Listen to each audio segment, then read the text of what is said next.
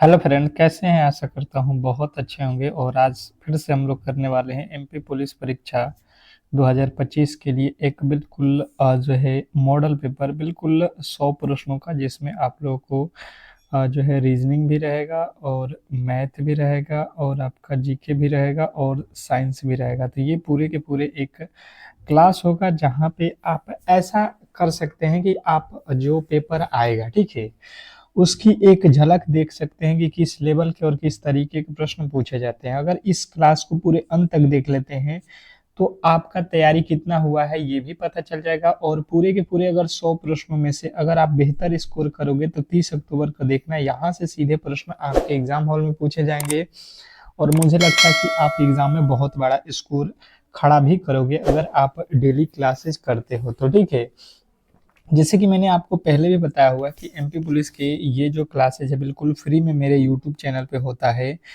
तो अगर 30 अक्टूबर का आप भी पेपर देने वाले हैं, फॉर्म को भरे हो, तो बिल्कुल तैयार हो जाओ क्योंकि समय बहुत कम है।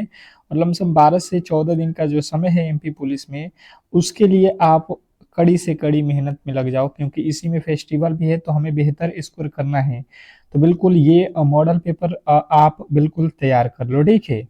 क्योंकि एक ही जगह पर पूरी की पूरी क्लास को आप लोगों को मिल जाए तो इससे बड़ी बात क्या हो सकती है, ठीक है।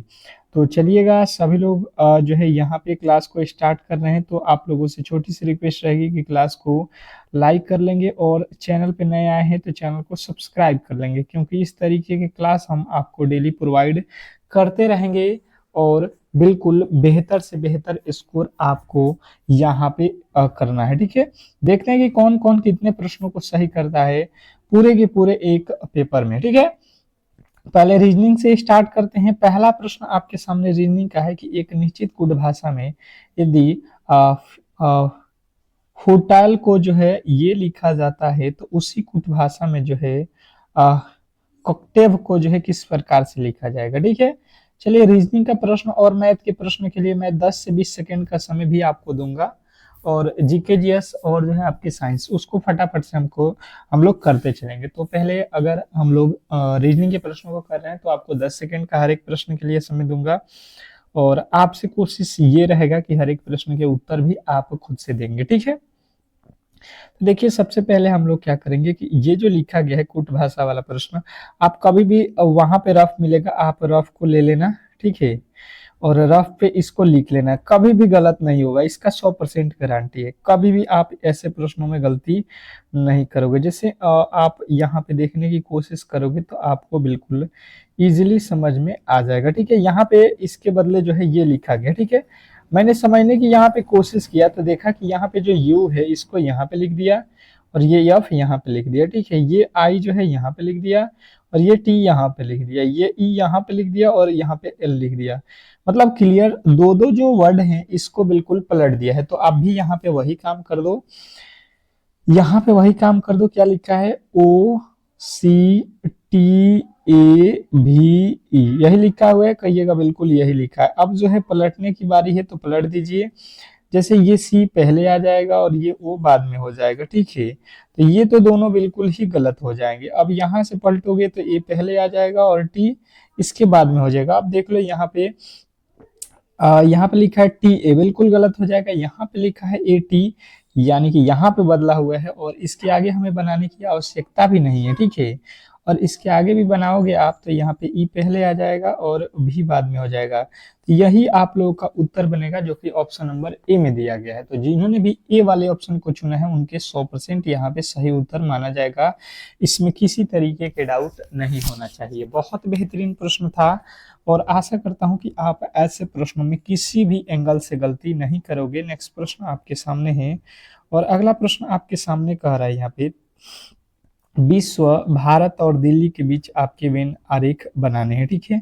वेन आरेख बनाने हैं, 10 सेकंड का समय रहेगा। और ये तो बहुत सिंपल प्रश्न होते हैं, मुझे लगता है कि जो भी क्लास को कर रहे हैं सभी लोग इसके राइट उत्तर बता सकते हैं। सभी के सभी इस प्रश्न के राइट उत्तर बताने की कोशिश करेंगे क्योंकि प्रश्न काफी ज्यादा इंपोर्टेंट है और कहीं ना कहीं आपके एग्जाम हॉल में ये प्रश्न पूछे जाएंगे। चलिएगा, बताने की कोशिश कीजिए सभी लोग। सभी लोग बताइए इस प्रश्न के जो राइट उत्तर है वो क्या होने वाला है। चलिएगा, अगर आप समझने की कोशिश करेंगे तो बेहतर तरीके से देखिए, यहाँ पे लिखा है विश्व, तो ये हो गया विश्व। विश्व माने ये जितने भी संसार है, ये सभी के सभी जितना भी दुनिया है, ये सभी किस में आएगा, विश्व में आ जाएगा। ठीक है, विश्व के अंदर क्या आता है, भारत, क्योंकि भारत एक क्या है, देश है। भारत भी आ जाएगा, पाकिस्तान भी आ जाएगा, अफगानिस्तान, अमेरिका, ये सब आ जाएगा। अब बात किया जा रहा है, यहाँ पे लिखा हुआ है आपका क्या, कि जो है दिल्ली। ठीक है, तो दिल्ली की बात की जाए तो दिल्ली क्या है, भारत के अंदर है, यानी कि यहाँ पे आएगा। यानी कि इस तरीके से आप जब इसको सॉल्व किए तो ये कैसा दिखाई दिया, आप देख लो यहाँ पे और उसको राइट उत्तर कर लो।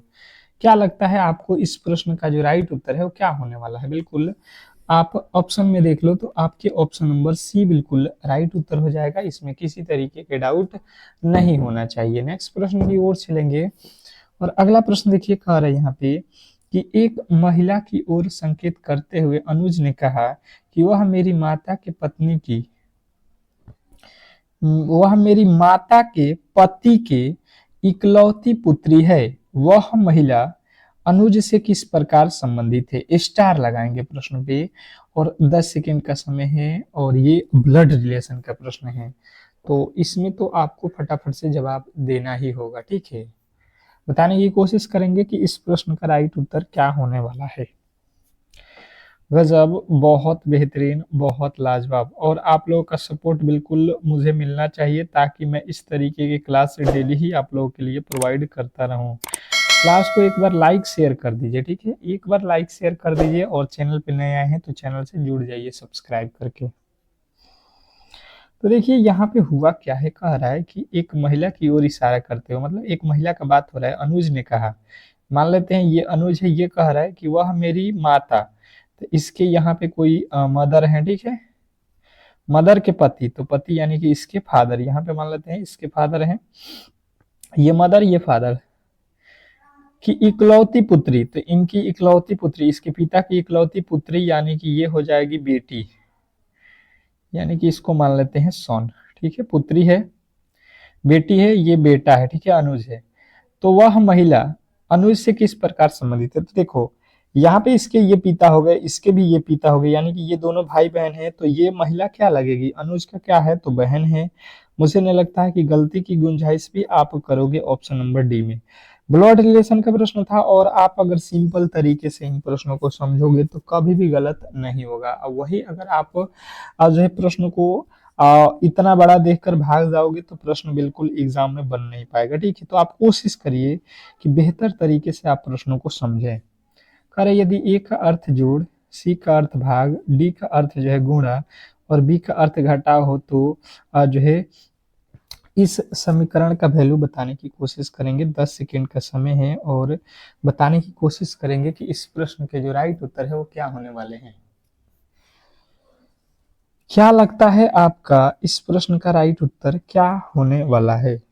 बिल्कुल, बहुत अच्छा, बहुत बेहतरीन। यदि ए का अर्थ जोड़, सी का अर्थ भाग, और डी का अर्थ जो है गुणा, और बी का अर्थ घटाव हो, तो इस प्रश्न के राइट उत्तर बताने की कोशिश करेंगे। देखिए, अगर बात किया जाए इस प्रश्न के राइट उत्तर का, तो सबसे पहले हमें ये मालूम होना चाहिए कि जो है यहाँ पे वैल्यू कहा क्या है, 72 लिखा है, सी का अर्थ यहाँ पे लिखा है भाग, तो यहाँ पे भागा देंगे 9। फिर डी, डी का अर्थ क्या लिखा हुआ है, डी का अर्थ गुणा लिखा है, तो यहाँ पे गुणा लिखेंगे 2। फिर बी, बी का अर्थ क्या है, घटाना लिखा है, तो घटाना लिखेंगे 6। फिर ए, ए का अर्थ यहाँ पे देखो क्या लिखा है, जोड़, तो जोड़ लिखेंगे 10। अब इसी को जो है आपको बना देना है, इसी के जो है राइट उत्तर आपको बना देना है। जैसे कि सबसे पहले इसमें हम लोग भाग करते हैं, कभी भी ऐसा प्रश्न आए तो बोर्ड मास में सबसे पहले हम लोग भाग करते हैं, फिर गुणा करते हैं, फिर जोड़ते हैं, और लास्ट में घटाते हैं। तो 9 में 72 से भाग देंगे, 9 8 72 हो जाएगा, फिर गुणे हो जाएगा 2, फिर हो जाएगा माइनस के 6 प्लस का 10। अब देखो 8 दूना 16, ये प्लस में हो गया और ये प्लस में है, तो 8 दूना 16, 10 कितना हो जाएगा 26, और 26 में से 6 घटा देंगे तो कितना आएगा हम लोगों के पास 20। मुझे नहीं लगता है कि गलती की गुंजाइश किसी भी एंगल से आप करने वाले हो। ऑप्शन नंबर बी वाले जो भी मेरे दोस्त हैं उनके 100% यहाँ पे सही उत्तर माना जाएगा। ऑप्शन नंबर बी वाले जो भी मेरे दोस्त हैं उनके 100% यहाँ पे सही उत्तर है, इसमें किसी तरीके के डाउट नहीं होना चाहिए। बहुत बेहतरीन, बहुत लाजवाब। नेक्स्ट प्रश्न की ओर चलेंगे और अगला प्रश्न आपके सामने है, कह रहा है यहाँ पे, यदि P का अर्थ गुणा, T का अर्थ घटाना, M का अर्थ योग और B का अर्थ भाग हो तो इस समीकरण का सॉल्यूशन बताने की कोशिश करेंगे सभी लोग। सभी लोग बताएंगे कि इस प्रश्न के जो राइट उत्तर है ये कहाँ होने वाले हैं। स्टार लगाइएगा इस प्रश्न पे। क्वेश्चन नंबर 8वें पे हम लोग आ चुके हैं और 8वें नंबर प्रश्न के जो राइट उत्तर है वो क्या होने वाला है। बिल्कुल, बहुत अच्छे, बहुत बेहतरीन। चलिएगा, फटाफट से आपके जवाब आना चाहिए। अभी मैंने करके दिखाया था, ठीक है, और सेम टू सेम प्रश्न आपको दे दिया गया है, तो गलती तो नहीं होना चाहिए। मुझे लगता है कि इस प्रश्न में जो क्लास को देख रहे हैं बिल्कुल गलती नहीं होना चाहिए, क्योंकि मैंने अभी ऐसा करके दिखाया। बी का अर्थ यहाँ पे समझने की कोशिश करेंगे। भाग दिया है तो यहाँ पे भागा रखोगे 7। पी का अर्थ क्या है, गुणा लिखा है तो गुणा रखोगे 8। फिर टी का अर्थ क्या है, घटाव लिखा है तो घटाव रखोगे आप 6। एम का अर्थ क्या है, एम का अर्थ है जोड़, तो जोड़ रखोगे 4। अब क्या हो जाएगा, यहाँ पे लिखोगे 20/7 गुणे 8 माइनस के 6 प्लस का 4। अब यहाँ पे तो भाई साहब गड़बड़ है, यहाँ पे तो गड़बड़ है, यहाँ पे 7 लिखा है और यहाँ पे ऑप्शन अगर आप देखोगे तो यहाँ पे ऑप्शन जो है आप लोगों के क्या दिख रहा है कि यहाँ पे तो पूरे के पूरे ऑप्शन दिखाई दे रहा है, जबकि यहाँ पे जो हम लोग देख रहे हैं कि ये वैल्यू तो कट नहीं रहा है, पूरा का पूरा भाग लग नहीं रहा है। मतलब इस प्रश्न में कहीं ना कहीं गलती तो है, ठीक है। अगर यहाँ पे अगर 5 या 4 होता है तो ये भाग पूरा पूरा लग जाता है। तो अगर इस ऑप्शन के अकॉर्डिंग देखेंगे तो अगर हम रख देते हैं कितना, 5 रख लेते हैं, यहाँ पे 5 रखते हैं तो 5 से भाग दे दो, यहाँ पे 5 चौका 20 और यहाँ पे हो जाएगा 4 फिर 8, 4 8 हो जाएगा 32, 32 हो जाएगा। ये 4 प्लस में हो जाएगा तो जुड़ जाएगा 36 और 36 में से क्या करना पड़ेगा, ये 6 माइनस करना पड़ेगा तो घटाएंगे तो आ जाएगा 30। यही जो है आपका राइट उत्तर हो जाएगा, ऑप्शन नंबर जो है आपका बी। तो यहाँ पे आपको ध्यान देना है, 5 लिखा गया है, टाइपिंग एरर हो गया है, आप सुधार लोगे, यहाँ पे 5 है, ठीक है। चलिएगा नेक्स्ट प्रश्न देखेंगे, आप लोगों के सामने आ चुका है, कह रहा है कि दी गई आकृति में कुल कितने त्रिभुज हैं, त्रिभुजों की संख्या काउंट करना है। Question number 9। 9वें नंबर प्रश्न के जो राइट उत्तर है फटाफट से आप लोगों के आने चाहिए। क्या लगता है इस प्रश्न के जो राइट उत्तर है वो जो है क्या होने वाला है।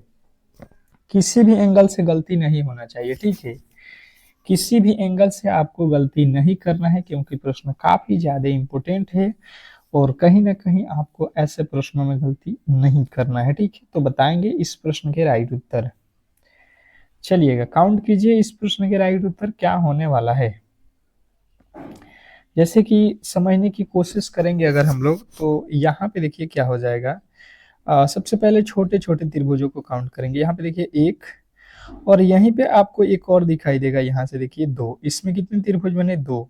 उसी प्रकार यहाँ पे भी तो है 1 और यहाँ से काउंट करोगे तो 2। यहाँ पे भी उसी प्रकार से हो रहा है, इसमें भी 2 और यहाँ पे भी उसी प्रकार आपके कितने हो रहे हैं, 2, ठीक है। तो 2 और 2 4 और यहाँ पे 2 6 और 2 8, ये 8 तो त्रिभुज हमें दिखाई दे रहा है। 8 के बाद यहाँ पे देखिए, 8 के बाद ये हो गया आपका 9 और ये हो गया आपका 10, यहाँ पे 2 ठो और मिल गया। तो आप अगर ऑप्शन नंबर डी को चुने हो तो बिल्कुल 100% आपके सही उत्तर माना जाएगा, इसमें किसी तरीके के डाउट नहीं होना चाहिए। तो आशा करता हूं कि ये प्रश्न आपको बिल्कुल आसानी वे में सॉल्व हो गया होगा और ऐसे प्रश्नों में किसी भी एंगल से आप लोग गलती नहीं करोगे, ठीक है। नेक्स्ट प्रश्न की ओर चलेंगे और अगला प्रश्न आपके सामने है, कह रहा है कि दी गई आकृति में अगला पद ज्ञात कीजिए। जो दिया गया आकृति है इसमें अगला पद बताना है। क्वेश्चन नंबर आपके 10वें नंबर प्रश्न के जो फटाफट से राइट उत्तर है बताने की कोशिश करेंगे। क्या लगता है कि इस प्रश्न का राइट उत्तर क्या होने वाला है। चलिएगा, गलती की गुंजाइश नहीं करना है आप लोगों को, सभी लोगों को बता रहा हूं कि गलती की गुंजाइश किसी भी एंगल से नहीं करना है। जैसे देखिए यहाँ पे 1007 लिखा है, फिर 1100 जो है 27 लिख दिया। अगर आप देखोगे तो कितना का यहाँ पर डिफरेंस हो गया, 20 जोड़ दिया। यहाँ पे लिखा है 1107, 1127, इसके आगे जाएंगे तो 1167 लिखा है, कितना जोड़ दिया यहाँ पे, तो 40 जोड़ दिया। और इसके आगे चलेंगे तो यहाँ पे 227 लिख दिया, मतलब यहाँ पे तो कितना जोड़ दिया यार, 60 जोड़ दिया है ना। और इसके आगे चलेंगे तो यहाँ पे कितना जोड़ दिया, यहाँ पे 80 जोड़ दिया। तो इसके आगे देखिए, पहले 20, फिर 20, 40, यानी कि 20 20 जो है फिर से जोड़ रहा है, ठीक है। तो 80 में 20 जोड़ेंगे 100 हो जाएगा, और 100 1307 में जोड़ेंगे तो 1407 जो है आपके बिल्कुल राइट उत्तर हो जाएगा, जो कि ऑप्शन नंबर ए में दिया गया है। और अगर आपने ए को चुना है तो 100% आपके सही उत्तर हो जाएगा, इसमें किसी तरीके के डाउट नहीं होना चाहिए। नेक्स्ट प्रश्न की ओर चलेंगे, और अगला प्रश्न आपके सामने है, बताने की कोशिश करेंगे सभी लोग कि दी गई श्रृंखला में अगला पद जो है क्या होने वाला है। जो दिया गया श्रृंखला, इसमें अगला पद बताना है। और फटाफट से अब जो है जीके के प्रश्न आप लोगों के सामने आएंगे, तो आप लोगों को बेहतर तरीके से तैयार रहना है, क्योंकि जीके के प्रश्न काफी ज्यादा महत्वपूर्ण प्रश्नों के साथ फिर मैथ के भी प्रश्न हैं और साइंस के भी प्रश्न है। तो गलती की गुंजाइश किसी भी एंगल से नहीं होना चाहिए। जैसे 10 से हो गया 17, यानी कि हम बोल देंगे 7 जोड़ दिया, 17 से हो गया 26, यानी कि 9 जोड़ दिया, और यहाँ पे देखेंगे तो फिर कितना जोड़ दिया है, 11 जोड़ दिया। तो इसके आगे हम कितना जोड़ सकते हैं, अगर यहाँ पे समझने की बात करते हैं तो देखिए, पहले तो जोड़ा है 7, फिर जोड़ा है आपका कितना 9, फिर जोड़ा है 11, फिर कितना जोड़ेंगे, तो यहाँ से 2 बढ़ा दिया, यहाँ से 2, और यहाँ से हम 2 बढ़ाते हैं 13, तो 37 13 कितना हो जाएगा 50।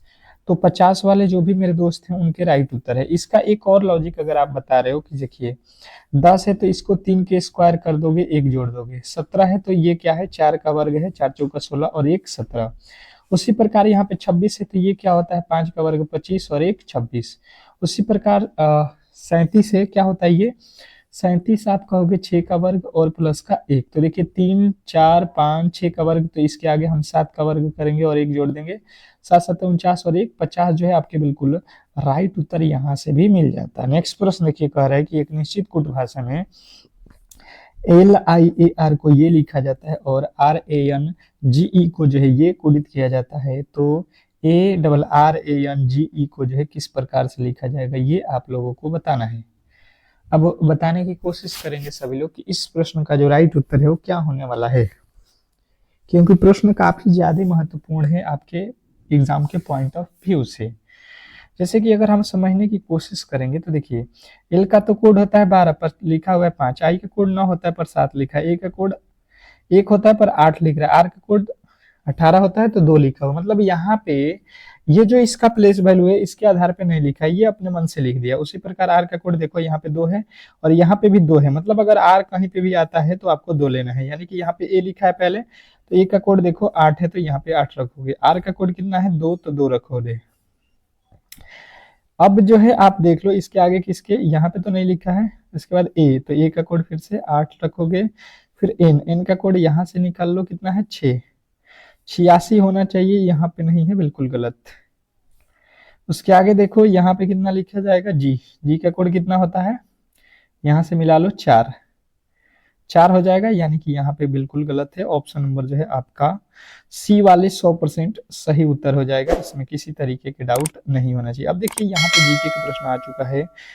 पहला जो है यहाँ पे कह रहा है, साइंस का प्रश्न है कि परमाणु रिएक्टर में मॉडरेटर का जो है प्रयोग किस लिए किया जाता है। परमाणु रिएक्टर में मॉडरेटर का प्रयोग किसके लिए किया जाता है, क्वेश्चन नंबर फर्स्ट। और पहले नंबर प्रश्न का अगर राइट उत्तर आपने बताया है कि न्यूट्रॉनों की गति कम करने के लिए, तो बिल्कुल राइट उत्तर है ऑप्शन नंबर बी। नेक्स्ट प्रश्न देखिएगा, आप लोगों के सामने आ चुका है, कह रहा है कि एक्सरे का आविष्कार किसने किया था। एक्सरे का आविष्कार किसने किया था, क्वेश्चन नंबर 2। दूसरे नंबर प्रश्न के जो राइट उत्तर है फटाफट से आप लोगों को बताना है। क्या पूछ लिया है कि एक्सरे का आविष्कार किसने किया था, तो जिनने बताया है कि विल्हेम रॉन्टजन, तो उनके बिल्कुल राइट उत्तर है ऑप्शन नंबर सी। नेक्स्ट प्रश्न देखिएगा, आप लोगों के सामने आ चुका है कि रडार का पूर्ण रूप क्या है। रडार का पूर्ण रूप क्या है, फटाफट से आपके राइट उत्तर आना चाहिए।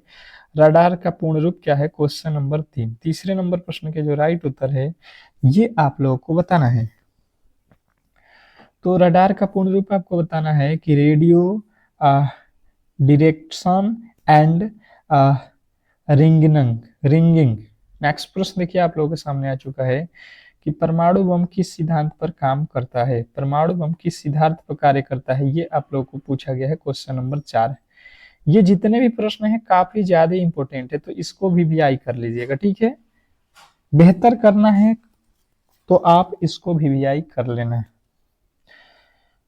तो बात किया जाए चौथे नंबर प्रश्न का, तो नाभिकीय विखंडन अगर आपने बताया है दूसरे नंबर बी जो है बिल्कुल राइट उत्तर है। कह रहा है कि गामा किरणें किस प्रकार की होती हैं। गामा किरणें किस प्रकार की होती हैं, ये प्रश्न अगर आपसे एग्जामिनर पूछ लेता है तो क्या होगा इसका राइट उत्तर, बताने की कोशिश करेंगे कि गामा किरणें किस प्रकार की होती है।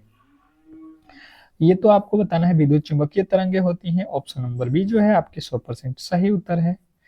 नेक्स्ट प्रश्न देखिए, कह रहे हैं यहाँ पे कि फूल गोभी रोग किस धातु की कमी से होती है। फूल गोभी रोग किस धातु की कमी से होती है, क्वेश्चन नंबर 6। छठे नंबर प्रश्न के जो राइट उत्तर है ये आप लोगों से पूछा गया है। बताने की कोशिश करेंगे कि फूल गोभी रोग किस धातु की कमी से होती है। तो जिन्होंने बताया है यहाँ पे कि मोलिबेंडम, तो बिल्कुल राइट उत्तर है ऑप्शन नंबर सी। नेक्स्ट प्रश्न देखिए, कह रहे हैं यहाँ पे कि सोडा वाटर में कौन सी गैस घुली होती है। सोडा वाटर में कौन सी गैस घुली होती है, क्वेश्चन नंबर 7। सातवें नंबर प्रश्न के जो राइट उत्तर है फटाफट से आप लोगों को बताना है, बताने की कोशिश करेंगे सभी लोग। इस प्रश्न के जो राइट उत्तर है वो क्या होने वाला है, सोडा वाटर में कौन सी गैस घुली होती है। तो सातवें नंबर प्रश्न का राइट उत्तर हो जाएगा carbon dioxide. Option number C जो है आपके बिल्कुल राइट उत्तर है। नेक्स्ट प्रश्न कह रहा है यहाँ पे कि बारूद का मुख्य घटक कौन सा है। बारूद का मुख्य घटक कौन सा है, क्वेश्चन नंबर 8। आठवें नंबर प्रश्न के राइट उत्तर बताने की कोशिश करेंगे सभी लोग। क्वेश्चन नंबर 8वें पे हम लोग आ चुके हैं और 8वें नंबर प्रश्न के राइट उत्तर बताने की कोशिश करेंगे सभी लोग। तो जिन्होंने बताया है पोटेशियम नाइट्रेट, उनके बिल्कुल राइट उत्तर है। नेक्स्ट प्रश्न कह रहे हैं यहाँ पे कि पानी की कठोरता बनाने वाला जो है प्रमुख लवण कौन सा है। पानी की कठोरता बनाने वाला प्रमुख लवण कौन सा है, क्वेश्चन नंबर आपका 9। 9वें नंबर प्रश्न के राइट उत्तर बताएंगे सभी लोग। तो जिन्होंने भी बताया है यहाँ पे कि जो है कैल्शियम कार्बोनेट, कैल्शियम बाइकार्बोनेट और मैग्नीशियम सल्फेट, यानी कि ऑप्शन नंबर डी सभी हो जाएगा, ठीक है। नेक्स्ट प्रश्न देखिए आप लोगों के सामने आ चुका है कि जो है फूल गोभी जैसी गंध किस गैस की विशेषता होती है। फूल गोभी की जैसी गंध किस गैस की होती है, ये प्रश्न आपसे पूछ लिया है। 10वें नंबर प्रश्न के राइट उत्तर बताएंगे सभी लोग। तो जिनने बताया है हाइड्रोजन सल्फाइड, उनके बिल्कुल राइट उत्तर है। नेक्स्ट प्रश्न कह रहा है कि रक्त का जमाव किसकी कमी से प्रभावित होती है। रक्त का जमाव किसकी कमी से प्रभावित होती है, क्वेश्चन नंबर 11। 11वें नंबर प्रश्न के राइट उत्तर बताएंगे सभी लोग। क्वेश्चन नंबर 11, 11वें नंबर प्रश्न का जो राइट उत्तर है, जिनने बताया है विटामिन के, उनके बिल्कुल राइट उत्तर है। नेक्स्ट प्रश्न कह रहा है कि पेनिसिलिन दवा किसने खोजी थी। पेनिसिलिन दवा किसने खोजी थी, क्वेश्चन नंबर 12। 12वें नंबर प्रश्न के राइट उत्तर बताएंगे सभी लोग। पेनिसिलिन दवा किसने खोजी थी, तो जिन्होंने बताया है option number A Alexander Fleming, उनके बिल्कुल राइट उत्तर है। नेक्स्ट प्रश्न कह रहा है कि शरीर का कौन सा अंग रक्त का जो है भंडार कहलाता है। शरीर का कौन सा अंग रक्त का भंडार कहलाता है, क्वेश्चन नंबर 13। 13वें नंबर प्रश्न के राइट उत्तर बताएंगे सभी लोग। क्वेश्चन नंबर 13, 13वें नंबर प्रश्न के जो राइट उत्तर है, जिन्होंने भी बताया है प्लासी, उनके बिल्कुल राइट उत्तर है। नेक्स्ट प्रश्न कह रहा है यहाँ पे कि HIV वायरस शरीर के किस भाग पर जो है आक्रमण करता है। HIV वायरस शरीर के किस भाग पर आक्रमण करता है, ये आप लोगों से पूछा गया है क्वेश्चन नंबर 14। 14वें नंबर प्रश्न की जो बात किया जाए, अगर आपने बताया है ऑप्शन नंबर बी कि जो है रोग प्रतिरोधक तंत्र, तो बिल्कुल राइट उत्तर है। नेक्स्ट प्रश्न देखिए आप लोगों के सामने आ चुका है कि मनुष्य की लाल रक्त कोशिकाओं का जो है जीवन काल कितना होता है। मनुष्य की लाल रक्त कोशिकाओं का जीवन काल कितना होता है, क्वेश्चन नंबर 15। 15वें नंबर प्रश्न के राइट उत्तर बताएंगे सभी लोग। क्वेश्चन नंबर 15वें का राइट उत्तर हो जाएगा 120 दिन। नेक्स्ट प्रश्न देखिएगा आप लोगों के सामने आ चुका है। कौन सा तत्व रेडियोधर्मी नहीं है? कौन सा तत्व रेडियोधर्मी नहीं है? Question number 16। 16वें नंबर प्रश्न के जो राइट उत्तर है फटाफट से आप लोगों को बताना है। तो बात किया जाए 16वें नंबर प्रश्न का, तो जिन्होंने भी बताया है यहाँ पे कि एल्यूमिनियम, उनके बिल्कुल राइट उत्तर है। नेक्स्ट प्रश्न कह रहा है कि आकाश का नीला रंग किस कारण से दिखाई देता है? आकाश का नीला रंग किसके कारण से हम लोगों को दिखाई देता है? तो विकिरण के कारण आप लोगों को बताना है। नेक्स्ट प्रश्न देखिए कह रहा है कि मनुष्य की त्वचा में कौन सा जो है विटामिन सूर्य के प्रकाश से बनता है? मनुष्य की त्वचा में कौन सा विटामिन सूर्य के प्रकाश से बनता है? अगर 18वें नंबर प्रश्न का राइट उत्तर आपने बताया है विटामिन बी, तो बिल्कुल राइट उत्तर है। नेक्स्ट प्रश्न कह रहा है यहाँ पे कि मनुष्य में सबसे छोटी हड्डी कौन सी है? मनुष्य में सबसे छोटी हड्डी कौन सी है? Question number 19। 19वें नंबर प्रश्न का जो राइट उत्तर है, अगर आपने बताया है फीमर, बिल्कुल राइट उत्तर हो जाएगा। नेक्स्ट प्रश्न देखिए कह रहा है यहाँ पे कि प्रोटीन पचाने वाला जो है एंजाइम कौन सा है? प्रोटीन पचाने वाला एंजाइम कौन सा है? बताने की कोशिश करेंगे सभी लोग। तो जिनने बताया है यहाँ पे इमाइलेज, उनके बिल्कुल राइट उत्तर हो जाएगा ऑप्शन नंबर ए। नेक्स्ट प्रश्न देखिए कह रहा है यहाँ पे कि मानव रक्त का पीएच मान लगभग कितना होता है? मानव रक्त का पीएच मान लगभग कितना होता है? तो आपको बताना है 7.4 होता है। नेक्स्ट प्रश्न देखिए आप लोगों के सामने आ चुका है। ऑक्सीजन का औद्योगिक उत्पादन किस विधि से होता है? Question number 22। तो 22वें नंबर प्रश्न का जिन्होंने बताया है यहाँ पे कि fractional distillation of liquid air. Next प्रश्न देखिए आपके सामने आ चुका है। श्वसन क्रिया किस प्रकार की क्रिया है? श्वसन क्रिया किस प्रकार की क्रिया है? बताने की कोशिश करेंगे सभी लोग। श्वसन क्रिया एक ऊष्माक्षेपी क्रिया है। नेक्स्ट प्रश्न देखिएगा आप लोगों के सामने आ चुका है कि मानव शरीर का सामान्य रक्तचाप कितना होता है? मानव शरीर का सामान्य रक्तचाप कितना होता है?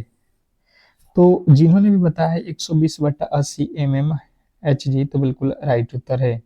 सबसे अधिक विद्युत चालकता किस धातु की होती है? सबसे अधिक विद्युत चालकता किस धातु की होती है? तो सबको मालूम है ये तो चांदी की होती है सबसे अधिक विद्युत चालकता। ऑप्शन नंबर सी जो है आपके बिल्कुल राइट उत्तर है। नेक्स्ट प्रश्न देखेंगे आप लोगों के सामने। अब जो है यहाँ पे मैथ स्टार्ट हो चुका है, ठीक है, तो फटाफट से आप लोग गणित के प्रश्नों के लिए जो है स्टार्ट हो जाइए, ठीक है। बहुत बेहतरीन प्रश्नों के साथ हम लोग हाजिर हैं गणित के, तो कहीं ना कहीं ऐसे प्रश्नों में गलती नहीं करोगे अगर यहाँ पे, तो 100% रिजल्ट आपका होगा, ठीक है। और ऐसा क्लास कहीं पर भी नहीं मिलेगा फ्री में, जहाँ पे आपके पूरे के पूरे हर एक जो है सब्जेक्ट को करा दिया जाए, ठीक है। तो ये भी आप लोगों के लिए एक सुनहरा मौका है। कह रहा है यहाँ पे कि 1/6, 5/27, 4/15, 8/3 का लघुत्तम समप्रतक ज्ञात कीजिए।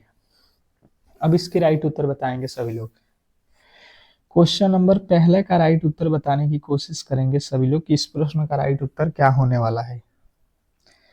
क्या लगता है इस प्रश्न का राइट उत्तर आपको क्या होने वाला है? जैसे अगर समझने की कोशिश करेंगे तो लिखा हुआ है 1/6, 5/27 और 4/15, 4/15 लिखा है और 8/3 लिखा है। तो देखिए सबसे पहले अगर आपसे जो भी पूछे, लघुत्तम पूछा है, लघुत्तम समप्रतक, तो आप ऊपर वाले को लघुत्तम निकालोगे। 1, 5, 4 और 8 का लघुत्तम निकाल लोगे। निकालने आता है? देखो 4 और 8 का लघुत्तम निकालोगे 8 हो जाएगा, 8 और 5 का 8×5 40 हो जाएगा, यानी कि 40 लसा हो गया। यहाँ पे देखोगे 40 नहीं है, यहाँ पे 40 नहीं है, मतलब ये गलत हो सकते हैं। एलसीएम, अब देखिए यहाँ पे ऊपर जो बोला है लघुत्तम निकालने का, तो लघुत्तम हम लोग ऊपर वाले को लेते हैं, ठीक है। एलसीएम ऊपर वाला हो जाएगा और नीचे जो बचा है वो एचसीएफ हो जाएगा, ठीक है। तो नीचे वाले का एचसीएफ निकालने आता है। तो देखिए 6, 27 और यहाँ पे 15 और यहाँ पे 3, तो ऐसा संख्या जो इन तीनों में भाग पूरा पूरा लग जाए। तो देखिए 6 से तो इन तीनों संख्या में नहीं होगा, देखिए 3 से तो 15 में भी भाग लगेगा, 27 में भी और यहाँ पे 6 में भी, तो यानी कि 40 बटा जो है आपका 3 आपके 100% सही उत्तर हो जाएगा, ऑप्शन नंबर डी। बहुत सिंपल प्रश्न था, आशा करता हूं कि आप ऐसे प्रश्नों में गलती नहीं करोगे। नेक्स्ट प्रश्न कह रहा है कि प्रथम 68 प्राकृत सम संख्याओं का औसत जो है आप ज्ञात करो। क्या पूछा गया है, सबसे पहले ये मालूम होना चाहिए, सम संख्याओं का औसत, क्या सम संख्या का जो है औसत, तो यहाँ पे होता है n+1, मतलब कितने संख्या है, प्रथम 68 प्राकृत संख्या है, ठीक है। तो n मतलब कितनी संख्या हो गई 68, और इसमें एक जोड़ देंगे तो 68 एक 69 आपके बिल्कुल 100% सही उत्तर माना जाएगा, जो कि ऑप्शन नंबर डी में है। तो आशा करता हूं कि गलती की गुंजाइश किसी भी एंगल से नहीं होना चाहिए। नेक्स्ट प्रश्न कह रहा है यहाँ पे कि निम्नलिखित में से वह बड़ी से बड़ी संख्या ज्ञात कीजिए कौन सी है जो 150, 270, 180 को पूर्णतः विभाजित कर सकती है। अब ये तो स्टार लगाओगे, बहुत बहुत इंपॉर्टेंट है, और मैथ के प्रश्न अगर आपको नहीं आता है तो आप कमेंट बॉक्स में बिल्कुल बताएंगे, मैं स्पेशल ही आपके एक गणित के क्लासेज रख दूंगा जहां पे हम लोग स्पेशल गणित के प्रश्नों को कर लेंगे। जैसे कि सुबह में आप लोगों को जीके और साइंस के स्पेशल क्लास करा देता हूँ, उसी तरीके से गणित के भी एक क्लास लगा दूंगा एग्जाम से पहले, और आप बेहतर तरीके से कर लोगे।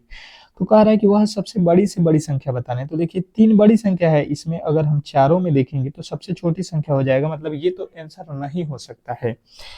और उसके बाद से 10 है तो ये भी नहीं हो सकता है, क्योंकि आप यहाँ पे बड़ी संख्या पूछ रहा है, तो 10 छोटी हो जाएगी। 50 होगा या 30 होगा, तो अगर हम 50 लेते हैं, ये तो बड़ी संख्या है, अगर आप देखोगे इस तरीके से, इसको इस तरीके से बना लेना, सबसे बड़ी संख्या पूछा है तो सबसे बड़ी संख्या 50 है। तो 50 से आपको देखना है कि 150 और 270 और यहाँ पे 180, इन तीनों में ही भाग लगना चाहिए। तो 50 से तो इसमें लग जाएगा, पर यहाँ पे नहीं लगेगा, पर यहाँ पे भी नहीं लगेगा, यानी कि ये वाला गलत। यहाँ पे 10 से भाग लग जाएगा, लेकिन 10 से बड़ा क्या है 30, तो 30 से चेक करते हैं पहले। 30 से यहाँ पे भाग लगेगा, बिल्कुल लग जाएगा 150, 30 बचे 150, 30 के पहाड़ में यहाँ पे 3 9 27, ये भी लग जाएगा, 3 6 18, यहाँ पे भी लग जाएगा। तो हम कहेंगे 90 वह सबसे बड़ी संख्या, 30 वह सबसे बड़ी संख्या हो जाएगी, ऑप्शन नंबर डी। बिल्कुल आप ऑप्शन से ही प्रश्नों को सोल्व कर सकते थे। नेक्स्ट प्रश्न की ओर चलेंगे, और अगला प्रश्न कह रहा है कि कपिल और अवतार ने किसी व्यापार में क्रमशः जो है 13,000 और 14,000 जो है लगाए। यदि वर्ष के अंत में लाभ जो है 675 रुपया हुआ तो कपिल को लाभ कितना मिला है, ये हम लोगों से पूछा गया है। अब तो मुझे नहीं लगता है कि गलती की भी गुंजाइश किसी भी एंगल से आप गणित के प्रश्नों में करोगे, अगर आप क्लास अंत तक देखते हो तो, ठीक है, डेली ही, क्योंकि मैं ट्रिक से प्रश्नों को कराऊंगा और एग्जाम में आपको आंसर से बहुत से 100% आप सही उत्तर लगा के आओगे, ठीक है। बिल्कुल आप देखते रहो। जैसे कि यहाँ पे बोला गया है कपिल है, यहाँ पे कपिल को के से लिखता हूँ, अवतार को ए से लिखता हूँ। इन दोनों ने एक लगाया है 13,000 रुपया और एक लगाया है 14,000 रुपया। अगर आप यहाँ से समझोगे तो आप कहोगे भाई साहब इसका अनुपात बना लेते हैं, तो यहाँ से 3 जीरो से 3 जीरो, 3 जीरो से 3 जीरो, इसका यानी कि हिस्सा आएगा 13, तो इसको आएगा 14। ये कह रहा है कि टोटल हिस्सा जो है 675 है। हम देख रहे हैं कि एक का मिल रहा है 13, एक का मिल रहा है 14। तो हम क्या करेंगे कि इसके भीतर जो है आप x मान लेना, और इन दोनों को अगर हम देखते हैं तो हम क्या करेंगे, हम कहेंगे कि इन दोनों को प्लस करोगे, मतलब इन दोनों को फायदा कितना हो गया 675, तो 675 इसके बराबर हो जाएगा। तो इन दोनों को जोड़ दो, कितना हो जाएगा 13 और यहाँ पे 14, 27 हो जाएगा। 27 x का बराबर हो जाएगा जो है यहाँ पे 675। तो हम क्या करेंगे यहाँ से कि 27 के पहाड़े में देख लो आ रहा है कितना मर्त में आएगा, 27 के पहाड़े में अगर आ रहा है तो आ रहा है, नहीं तो हमें किसका वैल्यू पूछा गया है, यहाँ पे देख लो कह रहा है कि कपिल के लाभ कितने हो, कपिल यानी कि 13 का वैल्यू निकालना है, ठीक है, हमें 13 का निकालना है। देखो 9 से काट लो, यहाँ पे 9 3 27, 9 के पहाड़े में यहाँ पे 9 7 63, यहाँ पे आ जाएगा 7, 9 7 63 4, यहाँ पे 9 5 45 75, ये 3 के पहाड़ में फिर 75 25 मर्द में, यानी कि हमें मिल गया x का वैल्यू यहाँ पे कितना, x का वैल्यू 25 मिल गया। पर हमसे पूछा गया है यहाँ पे कपिल का, तो कपिल का 13 था, यानी 13 से गुणा कर देंगे, 13 5 65, 13 दूना 26 और 6 32, 325 जो है आपके बिल्कुल 100% सही उत्तर, ऑप्शन नंबर बी। नेक्स्ट प्रश्न देखिएगा आप लोगों के सामने आ चुका है, कह रहे हैं यहाँ पे कि 2 और 32 का मध्य अनुपाती ज्ञात करें। स्टार लगाएंगे इस प्रश्न पे, और इसके फॉर्मूले आपको अगर याद है तो ही इस प्रश्न को सॉल्व कर सकते हैं। मध्यानुपाती का फॉर्मूला क्या होता है, अंडर रूट ए और बी। ये पहला वाला वर्ड ए है, ये बी है, ठीक है, ये हो ए होता है, ये बी होता है, तो यहाँ पे वैल्यू रख दो, मध्यानुपाती निकल जाएगा। ए मतलब 2, बी मतलब 32 लिख दो। अब देखो 32 में 2 से गुणा करो 64, 64 का वर्गमूल कितना होता है, ये तो सभी लोगों ने पढ़ा होगा ना कि भाई साहब 8 होता है, तो इसमें किसी तरीके के डाउट भी नहीं होना चाहिए, गलती की गुंजाइश 1% भी नहीं होना चाहिए, ठीक है। तो आज का क्लास हम लोग यहीं पे समाप्त करेंगे। अगर आपको ये क्लास अच्छा लगा है तो आप बिल्कुल हमारे चैनल से जुड़ जाइए, क्योंकि ये डेली ही क्लास शाम के 3 PM पे होता है। अगर बेहतर स्कोर करना है, इस बार सिलेक्शन लेना है एमपी पुलिस में, तो ये आपके लिए सुनहरा मौका है। मिलते हैं नेक्स्ट क्लास में, तब तक के लिए धन्यवाद।